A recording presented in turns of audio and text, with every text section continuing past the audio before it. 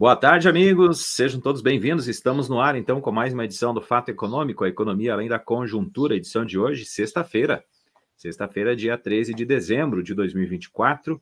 Na sexta-feira, geralmente, a gente recebe convidados. Hoje estamos aqui eu, Moisés Cristiano, mais o André da Silva Pereira e o nosso convidado, professor Lori Machado. Tudo bem, André? Tudo. Professor Lori, seja bem-vindo. Obrigado aí por atender o nosso convite. Boa noite, obrigado. Eu agradeço o convite, Moisés. Prazer estar aí com vocês. Prazer é nosso, então. Antes da gente entrar no assunto, André, eu vou apresentar o professor Lori, graduado em Ciência da Computação pela Unijuí, Universidade Regional do Noroeste do Estado do Rio Grande do Sul, tem especialização em Engenharia de Software pela Uninter e mestrado em Computação Aplicada pela Universidade Federal de Santa Maria. Possui mais de 10 anos de experiência em TI. Atualmente é professor de engenharia de software na Unijuí e organiza maratonas de programação para competições internacionais e também é sócio proprietário da Dix Health, empresa de software para o setor de saúde, onde atua em gestão de projetos e engenharia de nuvem. Domina o inglês e está aprendendo mandarim. O professor Lori, então, hoje é o nosso convidado para a gente conversar sobre um assunto que é recorrente cada vez mais, que é sobre a inteligência artificial. Ela está cada vez mais presente no nosso dia a dia, na nossa vida diária, nos negócios mais ainda. A gente ouve muito falar sobre isso nas redes sociais. A gente também ouve cada vez mais reportagens sobre o assunto. A gente assiste matérias, filmes sobre isso. E aí tem, naturalmente, aquilo que é verdade, aquilo que também é folclore. E também tem algo que a gente tem que se preocupar de forma muito sério, que é a segurança. E é por isso que nós convidamos o professor Lori para vir aqui conversar conosco. O professor Lori esteve recentemente na FenaSoja, em Santa Rosa, e trouxe uma palestra sobre a segurança digital. E ele estava falando sobre esse assunto no contexto da inteligência artificial, né? Que está presente hoje no nosso dia a dia e também tem impactos econômicos. Professor Lori, então, para começar, eu gostaria que o senhor falasse um pouco sobre a importância, então, de a gente estar atualizado com a segurança atualmente, quando a inteligência artificial ela está presente no nosso dia a dia. Com certeza, Moisés. Acho que como você comentou, é um tema muito atual, é um tema muito relevante, muito por conta da questão da evolução da inteligência artificial, e isso está diretamente ligado com a segurança das informações, segurança e privacidade das informações.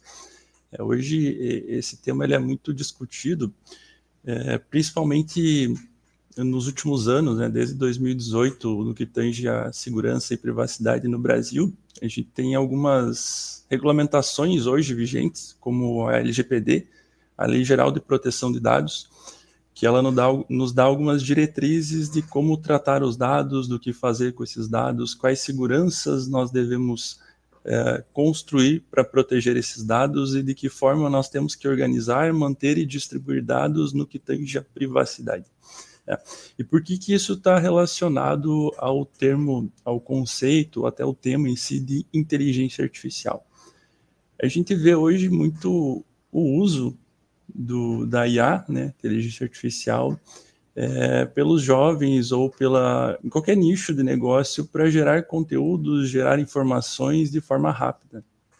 Eu trabalho muito com os meus alunos e muito frequentemente eu acabo recebendo muitos trabalhos que são gerados por inteligência artificial. Eles abrem o ChatGPT, digitam um prompt basicamente com as informações que eu estou pedindo na disciplina e acabam gerando esse conteúdo.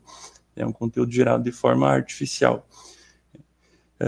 Esse escopo especificamente é no conceito da educação, né? Estamos gerando um conteúdo por inteligência, um conteúdo artificial para a educação, mas esse conteúdo ele pode ser gerado artificialmente para qualquer setor, inclusive para adquirir informações pessoais de pessoas. Por que eu falo isso? A segurança dos dados, a privacidade dos dados, ela é nosso direito e quando a gente compartilha isso com alguma empresa, ela é dever dessa empresa proteger e manter esses dados. Só que muitas das vezes esses dados eles são vazados, sejam pela própria empresa, por alguma questão de falha de segurança, né, que ocorrem, inclusive ocorreram em empresas grandes aí, públicas e privadas no Brasil, mas também ocorrem pela própria pessoa. E aí eu trago um conceito muito bacana aí que é importante a gente comentar, que é sobre a engenharia social. A engenharia social, ela é um processo onde você, como pessoa, é atacado de alguma forma para tentarem roubar a sua informação ou tentarem hackear a sua conta do seu Instagram, do seu banco, enfim, através de algum processo social. Por exemplo, você recebe, os mais clássicos vão dos e-mails que você recebe aí na sua caixa eletrônica, clique aqui para acessar o site, ou recebe um SMS, clique nesse link de rastreamento para ver a sua encomenda. Esse link ele vai certamente direcionar para um site malicioso, que vai injetar algum tipo de software na máquina de vocês, ou até mesmo já vai coletar informações, e a partir dessas informações coletadas, ela vai, o hacker, né, quem está querendo entrar na sua conta, vai conseguir essas informações. Mas e o que isso tem a ver com a IA? Esse processo de engenharia social ele é muito usado e sempre foi utilizado para tentativas de ataques em qualquer ambiente. Ambiente financeiro, ambiente de saúde. Só que com a inteligência artificial, acaba tendo uma arma a mais para quem está querendo realizar esse ataque. A gente tem se deparado muito recentemente com gerações de vozes, de imagens, que são semelhantes, se não exatamente iguais, a de pessoas famosas, a de pessoas conhecidas. E aliado isso à engenharia social, quem está tentando de forma maliciosa conseguir uma informação de você, ela pode hoje facilmente gerar a voz de um famoso, um repórter, um jogador de futebol, para te induzir a fazer alguma coisa, você achando que aquilo é verdade. Você acaba sendo pego pela inocência de achar que aquilo é verdade e as suas informações acabam indo para lá. Né? Isso é um dos processos que acontecem hoje, né? Um processo que tem ocorrido com mais frequência e tem estudos, inclusive, posso até ressaltar aqui, um estudo um pouco preocupante, que o Brasil ele é um dos países que mais sofre ataques hoje cibernéticos, seja por engenharia social, seja por tentativas de penetração, que a gente chama na área de ciência da computação, né, para invadir de alguma forma o sistema de uma organização, para invadir de alguma forma o sistema do próprio celular, né, das pessoas, pessoa física, né, que a gente chama, conta do Instagram, conta do banco. Então, queria trazer esse tema aqui para vocês, para a gente discutir, até para comentar com as pessoas, porque a gente acaba indo muito na inocência de acreditar em tudo que a gente vê. Né? E com a inteligência artificial, isso fica ainda mais perigoso, porque o que a gente está vendo é tão próximo do real que realmente parece que é uma informação verídica, que é uma pessoa verídica que está lá tentando me induzir a clicar num botão, tentando me induzir a passar uma informação para ela, porque normalmente esse vazamento de informações, o hackeamento das contas de rede social, por exemplo, elas acontecem porque a própria pessoa, de alguma forma, ela compartilhou essa informação. Né? Ela pode compartilhar pequenas informações que vão ajudar aquela pessoa maliciosa a fazer o ataque certo para ti. Então, você compartilha informações sobre viagens, compartilha informações sobre você, seus dados pessoais, onde você mora, e o hacker vai usar disso para tentar fazer com que crie um cenário muito parecido com o que você está vivendo. Por exemplo, se eu encomendei uma compra no Mercado Livre, e essa informação, porventura, é vazada por mim, Eu posto nas redes sociais que eu fiz essa encomenda. O hacker pode estar me olhando e ver, o Lori fez uma encomenda no Mercado Livre. Eu vou mandar um SMS para o Lori com o link da encomenda. Mas esse link não vai me direcionar para a encomenda. Esse link vai me direcionar para uma página maliciosa que vai buscar todos os meus dados pessoais.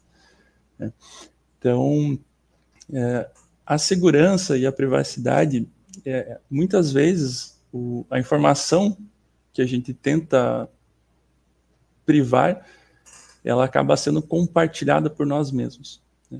E quando eu falo de segurança e privacidade, são... Desculpa, professor. Não, pode falar, pode continuar. Eu só ia finalizar ali nos termos, que eu falei muito segurança e privacidade. Quando a gente fala de segurança, a gente fala que como que a gente protege o dado. A gente tem, por exemplo, os nossos dados pessoais, nome, CPF, idade, tipo sanguíneo, exames que fez, né? Principalmente eu que trabalho na área da saúde, a gente tem muitos dados pessoais, a gente tem regulamentações com base na LGPD que a gente precisa cumprir, como, por exemplo, onde os dados devem ficar, como eles devem ficar armazenados, qual é a política de backup, quem tem restrição a esses dados. E justamente esta restrição de dados é a privacidade. Eu, como empresa, tenho o dever de garantir a segurança dos dados. O usuário, como pessoa, ele tem o direito da privacidade desses dados e compartilhar esses dados com quem ele quiser. Inclusive, ele pode dizer, eu quero compartilhar esses meus dados de históricos de exames com o meu médico. Não tem problema, contanto que você afirme isso, né? Tem termos específicos para compartilhamento de informações. Então, essa privacidade pode ser compartilhada. Muito interessante isso, e a gente quer entrar em mais detalhes aí, porque assim, a primeira pergunta que eu queria te fazer isso tudo que tu falou, de certa forma, a gente já sabe, mas mesmo assim a gente cai, né? Muitas pessoas continuam caindo, mas assim, vamos ser bem sinceros que é uma informação que a gente não é assim algo novo e diferente. Agora, o que pode ser algo novo e diferente é o que a gente imagina, porque ainda muitos de nós não dominamos, né? Vamos começar falando no campo social, então, no nosso campo pessoal, pessoa física, no nosso dia a dia, nos dados, na segurança dos nossos dados pessoais aí. Depois a gente entra nos negócios. Mas uma das coisas que agora é novidade é justamente a IA, né? Então, a pergunta é, agora, nós estamos entrando num patamar diferente com a inteligência artificial, em termos de segurança dos dados pessoais. A gente vai ter mais dificuldade em saber, em perceber que a gente está caindo, talvez, em algo que seja malicioso, ou isso vai levar um bom tempo ainda para a gente se acostumar, como aconteceu agora, né? A gente não estava muito acostumado com a questão digital, com a segurança digital. Agora sim a gente está acostumado, só que está entrando a IA.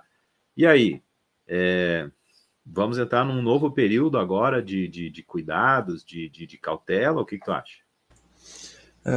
Eu tenho grande convicção, Moisés, que estamos entrando nessa área de preocupação. A era digital em si, ela já vem acontecendo há alguns anos, a digitalização das informações. E esse processo de digitalização das informações, inclusive, foi o que apoiou a evolução das inteligências artificiais. A inteligência artificial, ela é literalmente a própria palavra, o conceito dela, ela é uma inteligência que ela é artificial. Para ela existir, ela precisa de uma base de dados, precisa de informações, ela precisa ser treinada. E ela foi treinada, foi construída com as informações que nós mesmos jogamos lá dentro. Então, tudo que nós digitalizamos nesta era de digitalização, ela é passível de ser alimentada dentro dessa inteligência. Então, ao meu ver, com o que eu tenho informado, com o que eu tenho conversado, inclusive, com especialistas, né, tem professores dentro até da Unijuí, que são especialistas em inteligência artificial, e é uma era que já está acontecendo, tá? Nós temos que ter uma atenção redobrada no que tange a segurança, a questionar se aquilo realmente é verdade, né? Questionar se aquele anúncio que está nos sendo enviado realmente é um anúncio verdadeiro, se aquela mensagem, até mesmo uma mensagem de voz. Hoje, com a IA, é muito fácil você criar vozes similares de qualquer pessoa. Se você tiver um conjunto limitado de 30 segundos de alguém conversando, inclusive a nossa conversa de hoje, ela vai ser publicada para os ouvintes da Fato Econômico, e a nossa voz ela pode ser replicada com inteligências artificiais. Então, nós podemos estar sendo utilizados aí para a geração de uma IA que vai mandar WhatsApps para outras pessoas pedindo, o Moisés mandando uma mensagem de um número que não é o do Moisés para um dos ouvintes, acessa aqui o nosso link, que hoje foi um link diferente, com a sua própria voz, Moisés. Então, eu acho que vale desconfiar, né?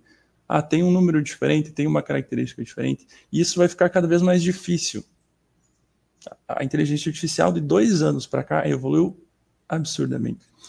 E eu estou falando que, acho que daqui no máximo 4, 5, 6 anos, 2030, a gente vai ter que usar a própria IA para tentar nos defender. Que foi algo que eu comentei, inclusive, quando eu estava na FenaSoja, de utilizar dessa ferramenta também para proteção, né? A gente comenta sobre o uso dessa ferramenta de forma maliciosa para tentar conseguir alguma coisa de forma ilegal, mas o intuito da inteligência artificial, desde o começo, assim como a maioria das invenções, ela tende a ser positiva, né? Nós usarmos ela de uma forma benéfica. Então, o conceito da IA no nível de segurança, a gente trouxe uma abordagem onde ela está sendo utilizada de uma forma maliciosa. Então, é importante a gente ter essa noção e fazer uso da inteligência artificial de forma benéfica para proteção. A nível de pessoa física, eu acho que hoje a gente não teria muita...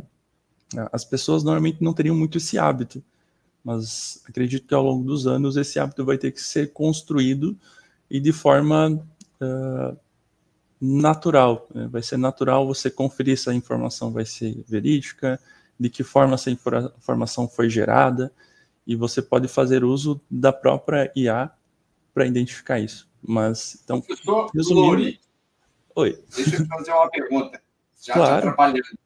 Tu tá falando um pouco do Exterminador do Futuro ou ainda não chegamos lá? Estamos quase chegando lá, professor André, quase chegando lá. Hoje as inteligências artificiais estão gerando informações e conversando entre elas e gerando novas informações a partir dessas conversas. É algo que não chega a preocupar agora, mas estamos quase chegando na era do Exterminador do Futuro. Espero que não com as consequências do Exterminador do Futuro, mas estamos indo para esse caminho. Deixa eu te fazer um outro questionamento, Lori. Tu falou do Brasil que é muito vulnerável, né? Por que o Brasil é um dos países que mais tem ataque cibernético? O que leva o Brasil a ser tão vulnerável nesse ponto de vista, assim? Uhum. A gente é tão desleixado ou... Não sei. Esse estudo que eu comentei, ele traz sobre as tentativas de ataque, né? As tentativas de ataque sobre países, né? E o Brasil está entre os primeiros, se eu não me engano, o primeiro é até o próprio, acho que o Afeganistão, a Rússia, a China, aí vem o Brasil. Eu posso confirmar essa informação e deixo também o link do artigo, mas o Brasil, ele até tem restrições, tem a própria LGPD, como eu comentei, né? Então as empresas, elas são obrigadas a fazer algumas seguranças por essa regulamentação, mas o Brasil, ao meu ver, ao meu entender sobre os estudos, ele tem essa tendência de ataque muito por conta dos usuários.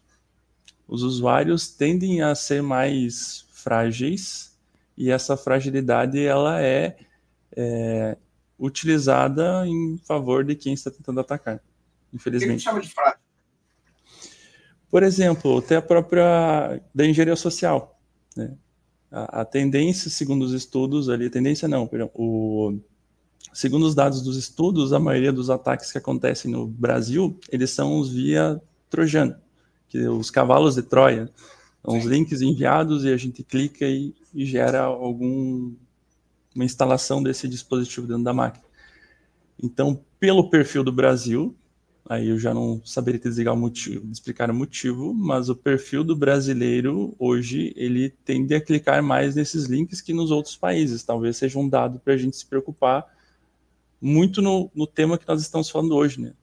Como que nós vamos nos preparar, então, se agora nós já sofremos ataques cibernéticos, junto com esse fator extra aí do crescimento da inteligência artificial? Eu li hoje no jornal que a Rússia desmantelou uma empresa que fazia ataque cibernético, e inclusive no Brasil. Né? Vai bem na direção disso que tu acabou de falar. Né? Sim. Os ataques, eles acontecem quando não trata-se da engenharia social. É muito curioso, né? Teve uns tempos atrás até que nós estávamos lá na GX Health trabalhando em algumas validações e a gente resolveu fazer um teste. Vamos criar uma máquina virtual com todas as portas liberadas. Criar um banco de dados fake, um banco de dados com dados fictícios, e vamos ver quanto tempo demora para essa máquina sofrer um ataque. Numa questão de 5 minutos, eu já não tinha mais acesso à minha máquina, eu já tinha recebido um e-mail dizendo que a minha máquina foi contaminada por um ransomware, e os dados estavam criptografados, e eu devia já mandar um valor em Bitcoin para uma carteira X. Não deu 5 minutos. Todo esse processo aconteceu. Então, as nossas conexões, elas estão... Tudo que é aberto hoje ao público, ela está constantemente tentando ser atacado. O que protege são os firewalls dos computadores, dos dispositivos, né, que fecham todas as portas. A gente tem várias camadas de segurança, naturalmente, até... com usuários comuns, usuários leigos não percebem, mas por padrão já vem essa segurança. Mas sempre tem alguma coisa que a gente acaba instalando sem querer, que abre uma porta, e essa porta, que a gente chama, né, a porta do computador, não é fisicamente, mas é uma porta lógica, o hacker vai e acessa. Então, dado esse experimento que aconteceu no começo do ano, em janeiro, se eu não me engano, 5 minutos, a gente colocou esse computador em São Paulo, uma máquina virtual em São Paulo, e vamos testar quanto tempo demora. Porque a gente estava sofrendo muito tentativas de ataque em um servidor, só que todas tentativas falhas, né? A gente fazia alguns drops de pacotes, algumas tentativas de ataque de DOS, a gente foi corrigindo. Aí a gente fez essa validação, em alguns segundos bloquearam nossa máquina, trocaram a senha, provavelmente, da máquina, não conseguimos mais acessá-la. O banco já estava, mesmo, a gente resetou a senha do servidor, porque a gente tinha acesso à VM ainda, a máquina virtual, e o banco estava totalmente criptografado. Tínhamos perdido ali esse banco fictício. Então, é realmente curioso, hoje, deixar qualquer coisa aberta é muito perigoso. Na verdade, a gente está sofrendo tentativas constantemente, e tende a aumentar. É ideal ter um antivírus bom no computador, ou só aquele que vem no Windows é suficiente? Eu vou um pouco mais. Eu acho que o ideal é a gente se prevenir, se proteger, evitar qualquer cliques errados, qualquer instalação de softwares maliciosos, qualquer filme pirata na internet que a gente tente baixar para assistir em casa no final de semana. Que esse filme de graça que a gente baixa, por exemplo, dá um exemplo aí de filmes piratas, eu costumo dizer que não existe almoço grátis. Então, no torrent, né? O pessoal gosta de fazer visita, né?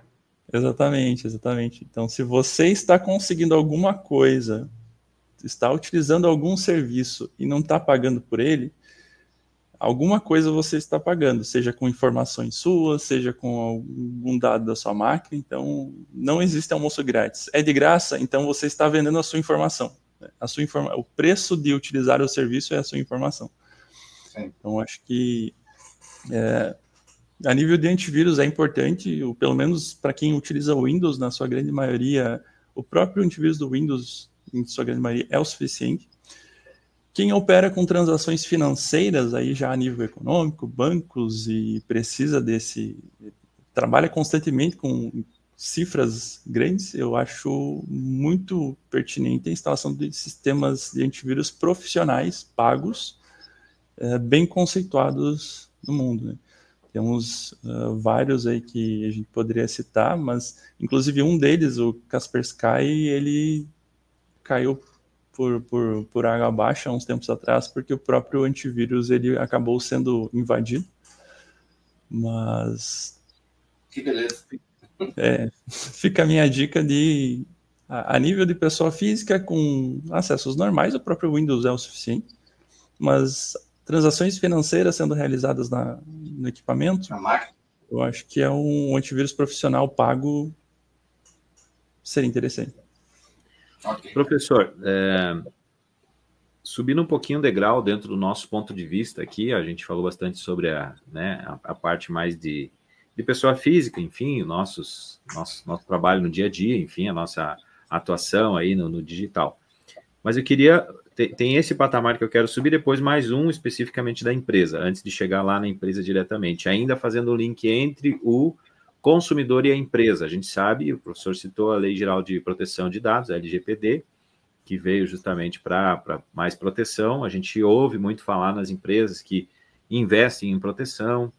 Por exemplo, a gente tem que estar aceitando cookies, tem que estar aceitando, né? Enfim, a pergunta que eu queria fazer como é que as empresas têm que tratar o cliente? Nós que estamos diariamente em contato com as empresas através do digital, né? E se, né, as empresas, os negócios, eles também, né, têm que se cuidar mais para promover essa segurança para o cliente com também a inteligência artificial. Perfeito, professor Moisés. Então, sobre isso, é um processo que ele é mútuo. A empresa, hoje, ela tem deveres. Toda vez que a gente vai acessar alguma aplicação, acessar algum site que precisa realizar algum cadastro, até você mencionou muito bem a questão dos cookies, que hoje é um dos regulamentos da LGPD, que você deve ter essas informações já descritas no primeiro acesso, do que você vai pegar, quais informações você vai pegar do usuário e como você vai tratá-las. Então, esses cookies que o senhor mencionou, de forma bem resumida, eu entrei num site pela primeira vez, ele vai, de alguma forma clara e fixa na tela, dizer que esse site, ele armazena suas informações e ele vai dizer quais informações. Essas informações, elas podem ser desde da máquina que você está acessando, seu IP, informações geográficas, a partir, inclusive, desse próprio IP, ele pode pegar a informação da cidade que você está localizado, a informação do sistema operacional, enfim, várias informações da sua máquina e utilizá-las para alguma coisa. Mas ele deixa claro isso nos cookies, e você deve aceitar. Existem limites de informações que você consegue, que você deve aceitar para serem compartilhadas, e tem algumas informações que você deve dizer se vai compartilhar ou não com aquela aplicação. Isso tudo é descrito nos próprios cookies de cada aplicação. E isso também, quando a gente não fala de cookies, quando a gente fala de outros dados mais pessoais, dados sensíveis, aí a gente pode até partir, por exemplo, para um site onde a gente vai buscar os exames, né, nossos exames médicos, né, de hospital, exames laboratoriais e CDI. A gente precisa inicialmente fazer um cadastro, nosso nome, endereço, que as informações fiquem lá, e essas informações, elas são consideradas informações sensíveis. São todas informações que, de alguma forma, consigam nos identificar. Inclusive, a gente, na Digixelv, a gente tem algumas, a gente presta também serviços para algumas empresas, e temos alguns produtos onde a aplicação que armazena os dados de saúde, ela tem um banco de dados diferente da aplicação que tem os dados sensíveis. Ou seja, eu tenho uma base de dados só com os dados do LORI, endereço, o tipo sanguíneo, e eu tenho uma base de dados com todos o prontuário do LORI. Quando que o LORI fez exame, quais doenças que o LORI tem, qual que é a frequência que ele vai ao médico, os riscos, enfim. Isso é uma das formas, inclusive, para possíveis invasões, os invasores não conseguirem associar uma coisa com a outra. Ele vai ver informações de exames, tá? Mas esse exame de quem não faz muito, não tem muito poder de barganha dentro do que a gente chama de Deep Web. Então, as empresas hoje, elas têm o dever de armazenar, não necessariamente de forma distinta, mas de armazenar de forma segura, com várias camadas de segurança. essas camadas elas podem ser validadas pelo que nós chamamos de pen test. São os testes de penetração. Existem diversos tipos de pen test que normalmente acontecem por auditoria externa, né? A auditoria externa, então, é alguém de fora da empresa, de fora da organização, que vai, de alguma forma, tentar penetrar na sua rede, penetrar na sua aplicação e tentar buscar aquelas informações. Existem vários tipos de pen test, alguns tipos que a gente pode citar aqui é o caixa branca, caixa preta e caixa cinza. O caixa branca, só para dar um exemplo, são testes de penetração onde você não fala nada para a tua auditoria sobre a sua aplicação e ela, de alguma forma, tenta acessar a sua rede, tenta acessar o seu sistema, tenta acessar os seus dados. De forma bem resumida. Esse é o caixa preta, perdão. Você não tem nenhuma informação. Então, é caixa preta justamente porque você não tem nada sobre a empresa e o próprio auditoria externa vai tentar acessar. O caixa branca é o contrário, você já tem uma direção. A empresa já te dá alguns caminhos. Eu tenho essa aplicação com essa URL, vocês podem acessar aqui, então ela já tem algumas informações sobre isso. Mas, de qualquer forma, a empresa ela deve garantir a segurança dos dados, né? Existem várias formas de garantir isso, como eu tinha mencionado, e tem vários grupos de especialistas que montaram algumas diretrizes, algumas dicas de como proteger as informações.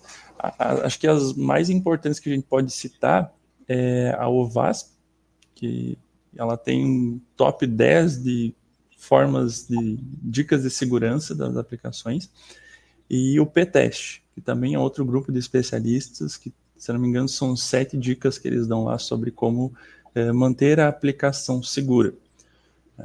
Então, no que tange a empresa, isso pode variar um pouquinho também, Moisés, dependendo do negócio. Tá? Independente do negócio, as informações devem se manter seguras, mas cada nicho, eles têm algumas normativas específicas, que no caso da saúde, por exemplo, a gente tem algumas restrições específicas para os exames. A gente tem algumas restrições específicas para as informações X lá, do que a gente chama da SBIS, que também é um tipo de certificação sobre os nossos dados. Então, a gente tem que armazenar de formas distintas com base no negócio, mas todos os negócios devem manter as suas informações seguras. E acho que um outro adendo a isso também, além de manter as informações seguras, por exemplo, no caso da saúde, a gente deve manter essas informações seguras e armazenadas por pelo menos 20 anos. Então, a gente deve obrigatoriamente ter esse histórico de 20 anos, e se porventura a pessoa ela é desligada da empresa, eu, Lori, eu tenho um convênio na Unimed, eu já fiz exames lá e eu cancelo meu plano. As informações do Lori devem ficar na Unimed por 20 anos, e eu, como paciente, eu tenho direito de pegar essas informações. Então, eu posso chegar lá na Unimed e pedir, viu, eu quero todas as minhas informações históricas. E eles têm a obrigação, tem um prazo estipulado, inclusive, para devolver todo o histórico do paciente. É direito do paciente por conta da privacidade dos dados. Por mais que a pessoa, a Lori, também peça, eu quero que vocês não compartilhem mais meus dados, os dados continuam armazenados, mas ninguém mais tem acesso. Aí até um período diferente, de 5 anos de acesso restrito. E posteriormente, esses dados eles são deletados definitivamente. Mas, assim, no geral, o consumidor tem certas garantias nessa relação digital com as empresas? Isso, ele tem garantia e tem o direito, né, sobre esses dados, independente de nicho. Os dados do usuário, eles são de direito do usuário. Quando eu coloco uma informação sensível lá dentro, eu tenho o direito de pedir para essa empresa deletar ela completamente ou me fornecer toda ela após meu desvínculo com aquela empresa de alguma forma. Isso vale para bancos, vale para tudo. Deixa eu te fazer uma pergunta. Suponha que eu vá numa loja comprar uma camiseta. Tá? Nunca entrei na loja. Aí eu entro na loja, escolho a camiseta, quando eu vou pagar, o caixa vira para mim e fala assim, só tem cadastro aqui? Aí eu falo, não, vamos fazer um cadastro? Eu sou obrigado a fazer esse cadastro para comprar a camiseta? Não é obrigado. Não é obrigado. Hoje você não é obrigado. Você tem alguns benefícios, dependendo do estado. Hoje no Rio Grande do Sul a gente tem a questão lá da nota fiscal gaúcha que te garante alguns descontos, por exemplo, do IPVA, se você emite notas fiscais no seu nome. Mas a empresa, hoje ela não é, o atacado, pelo menos, o varejo, perdão, ele não pode te obrigar a fazer o cadastro. Ele pode emitir hoje uma nota avulsa, sem CPF. Ele deve emitir a nota fiscal sobre a venda, mas ele não precisa identificar o cliente. Existem eu algumas... chego lá, pago a camiseta com o cartão, não preciso nem dar o CPF. Não precisa. Eles fazem isso justamente para conseguir essa informação e daqui a um mês te mandar uma mensagem, tem promoção de camisetas agora. Ou faz meio ano que você não compra camisetas aqui, manda um link específico. É exatamente isso. Por isso que eu estou te perguntando. Mas não é obrigatório. É bem comum acontecer, né? Muito comum. Deixa eu te fazer agora uma... A gente fica bem à vontade para explicar, tá? Uhum. Explica assim para o pessoal que vai ouvir, né? A diferença entre HTTP e HTTPS. Certo. Quando a gente entra no banco, o troço vira HTTP para HTTPS.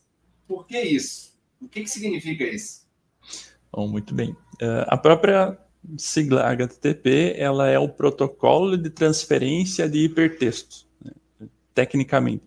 Basicamente é um protocolo para a gente pegar uma informação de uma máquina e enviar via texto para outra máquina. Quando a gente faz só um envio de informações HTTP, essa informação ela é textual. Então, eu vou pegar essa informação da minha máquina e vou mandá-la para alguma outra máquina que está em algum lugar do mundo. Por exemplo, o próprio banco vai mandar para um banco que está lá em São Paulo.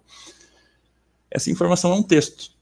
Então, se ela está em HTTP, alguém que consegue pegar essa informação no meio do caminho, ele abre o pacotinho e vê todos os dados que você está enviando. E quando nós temos o HTTPS, esse S é de security, de segurança, vem aí da geração de certificados SSL/TLS. É um certificado que vai pegar aquele mesmo texto que a gente está mandando. Por exemplo, para o banco, a gente vai precisar mandar o login e senha para entrar. E ele vai pegar esse mesmo texto e vai criptografar.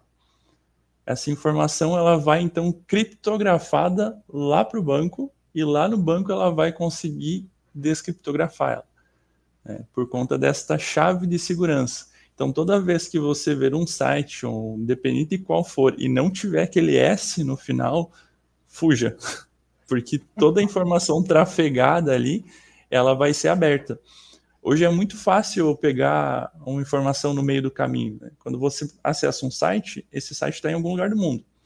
Para chegar até lá, ele não vai direto até o site. Ele passa por várias pontas, roteadores, vários caminhos para chegar até o site. Normalmente entre 20 e 30 lugares no meio do caminho até chegar ao destino. E algum desses lugares, eles podem literalmente pegar esse pacotinho teu, com todas as informações que você enviou para o site, abrir e ler o que tem lá. Se ela está criptografada, ele não vai conseguir ler mesmo abrindo essa informação. Se ela estiver descriptografada, só com HTTP, ela vai ler usuário, vai ler senha, vai ler tudo que tu comprou num site de roupas, por exemplo. Então, fujam de qualquer site que não tenha o S no final do HTTP, porque o S é de segurança. Então, você está pelo menos trafegando dados de forma segura. Pode ser que a ponta ela não seja um destino seguro, né? Quando você vai compartilhar informações de forma equivocada com alguém que está tentando maliciosamente pegar suas informações. Mas o caminho até lá ele vai ser seguro. Eu tenho outra curiosidade para tirar contigo. Fui lá no Banrisul, tá? Uhum. Enfiei meu cartãozinho na máquina do Banrisul, na caixa automático, e aí descobri que ela estava lá com... Como é que eles chamam de... chupeta, não? Como é que tem um... botaram um apelido, né? Que o cara já botou a maquininha por cima e ele vai ler teu cartão. né? Aquilo tem IA por trás ou aquilo é uma tecnologia assim que algum cara inventou ou tem uma IA por trás para fazer isso aí? Fazer a leitura do teu cartão depois? Isso especificamente não precisa muito do uso de IA, professor André. Isso é muito específico para cada instituição financeira. Então, se eu vou lá e coloco um bloquinho fake ali na frente do leitor de cartão, eu vou estar fazendo especificamente para o Banrisul. Então, a pessoa já tem a informação de como que funciona, já tem informação como funciona o hardware, como que funciona o software.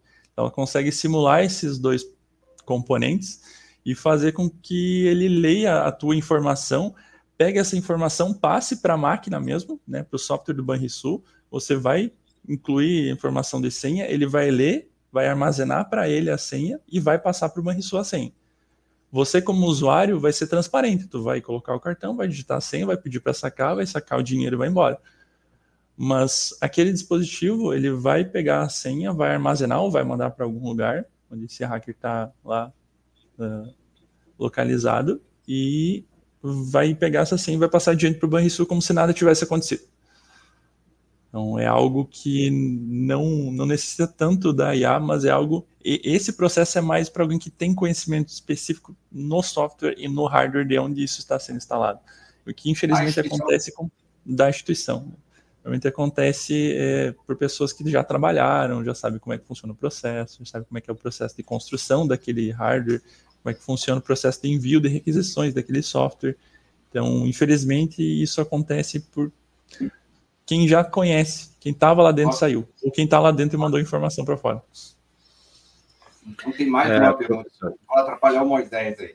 Moisés, eu fiz um curso, eu agora me lembro o nome de um brasileiro que ele fez ciência de computação na Inglaterra e ficou por lá, e aí eu descobri um curso dele assim, muito legal, mas muito super aplicado, o curso dele de ChatGPT, né? Uhum. E ele disse o seguinte, assim, no final do curso dele, que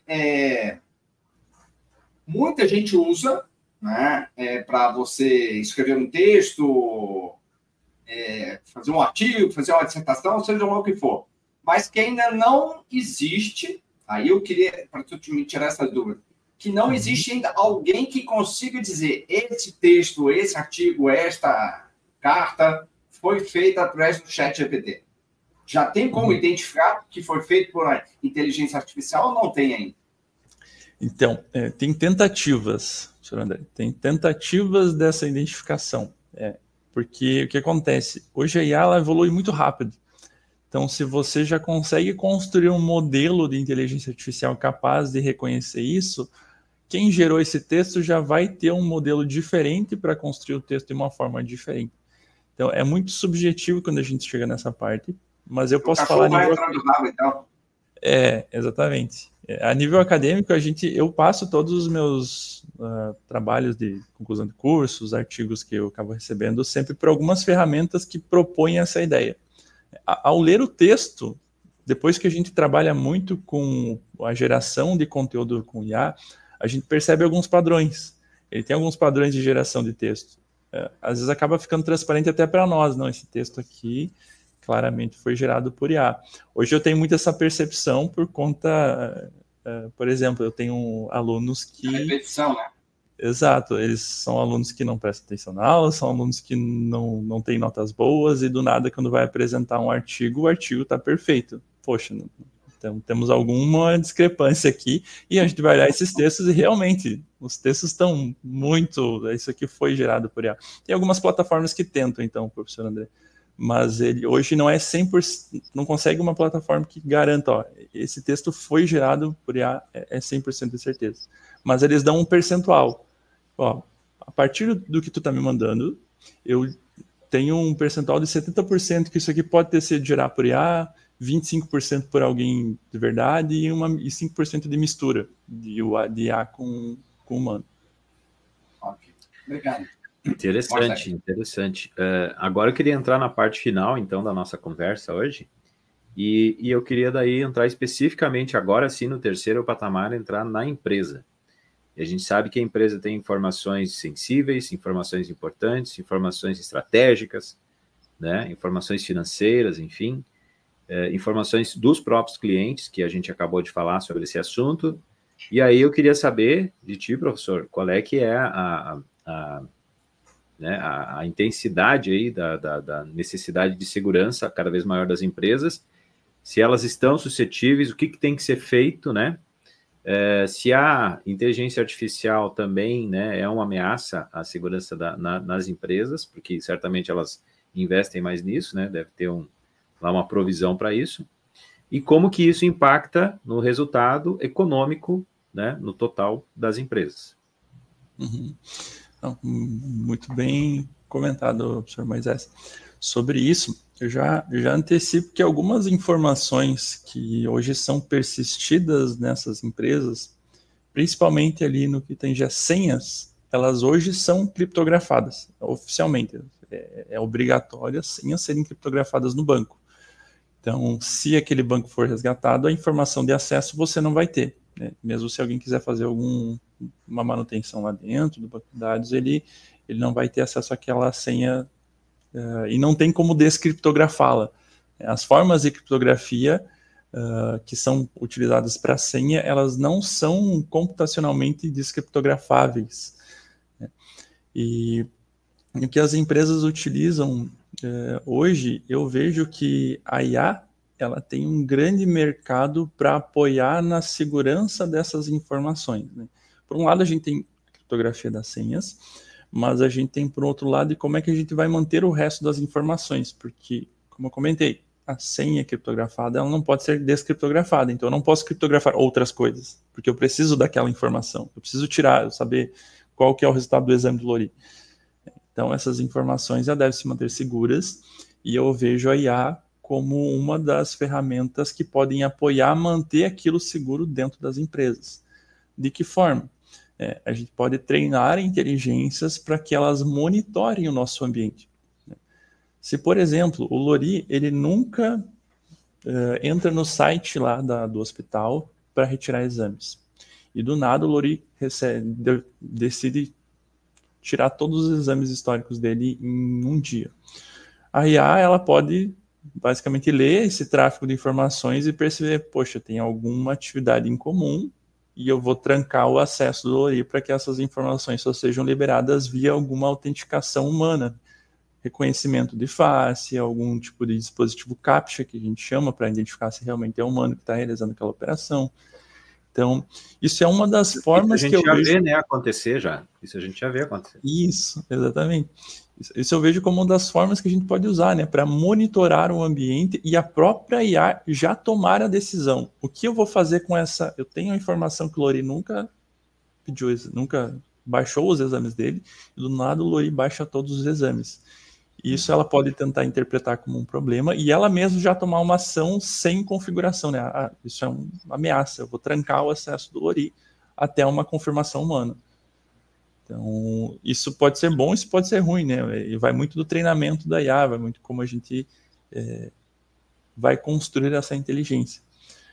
E eu vejo que isso não é muito investido, já falando de dinheiro, nas empresas. Elas investem em segurança e tudo mais, mas utilizar a inteligência artificial para apoiar na segurança e privacidade dos dados é algo que hoje eu não tenho conhecimento de empresas que gastam muito com isso. Na verdade, mas fatalmente cai nessa questão financeira, né?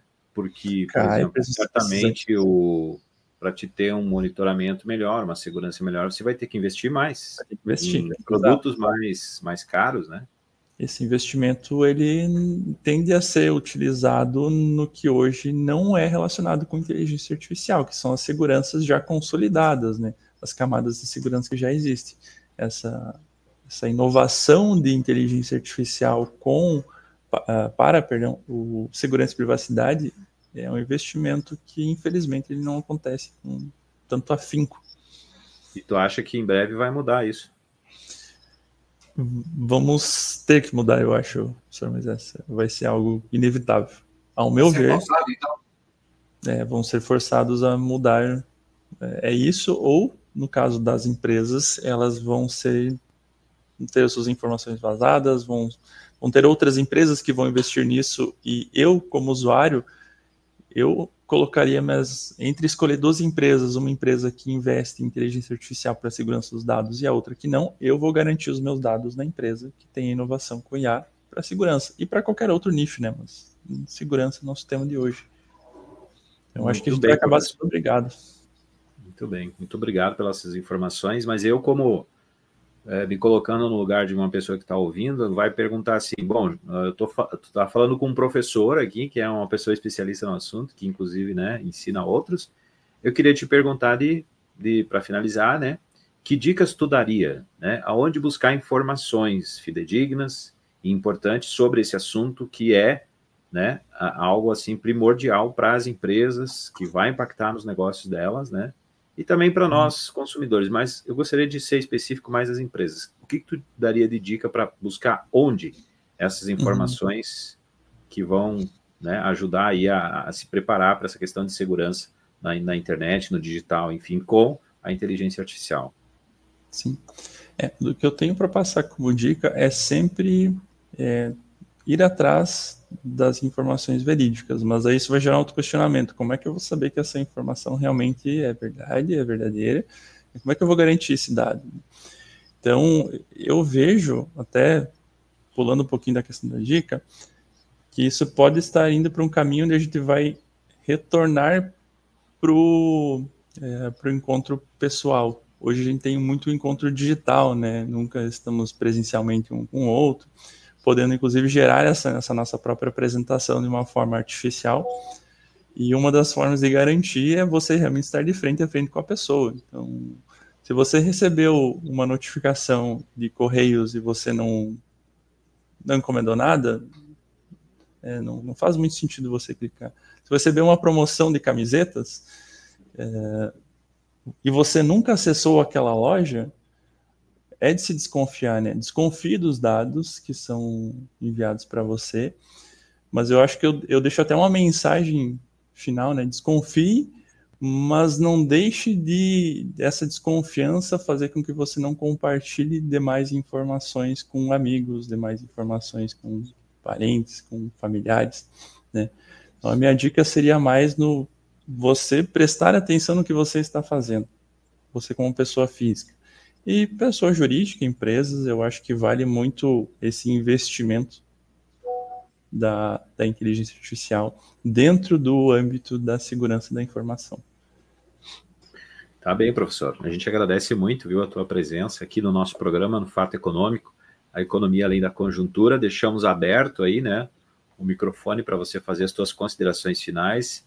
Como eu vi ali, você também é um empresário, né, uma pessoa que trabalha, né, no mercado. Então, fique à vontade aí para deixar o seu recado aí para os nossos ouvintes, os nossos que acompanham o programa, e agradecemos desde já e já convidando, a hora que você quiser já está convidado para o nosso programa aqui, porque essa informação, esse assunto ali é muito importante e cada vez mais relevante. Obrigado.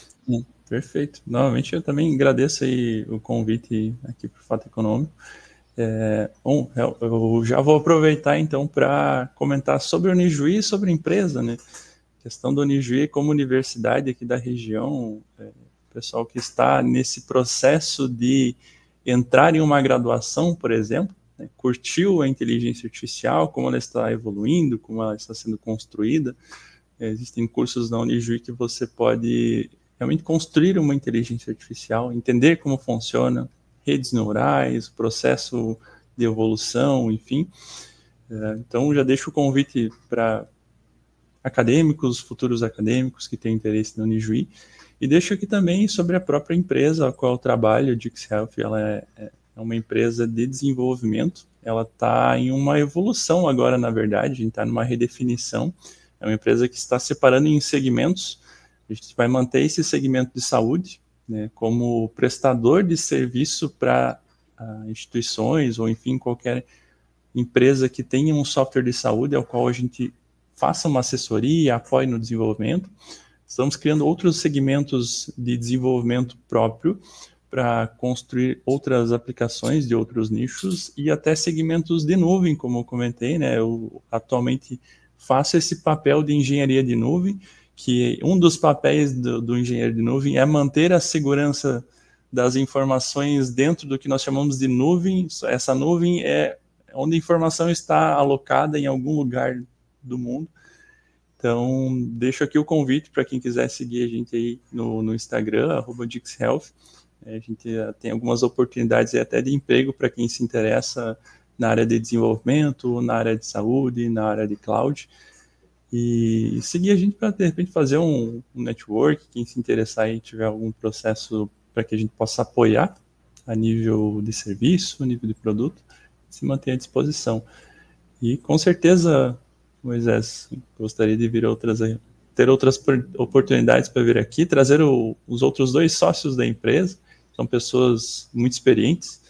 Eu tenho 32 anos e os outros 2 sócios têm quase 50, hoje eu aprendo muito com eles e acho que eles trariam um conteúdo bacana aqui para o Fato Econômico. Obrigado mais uma vez.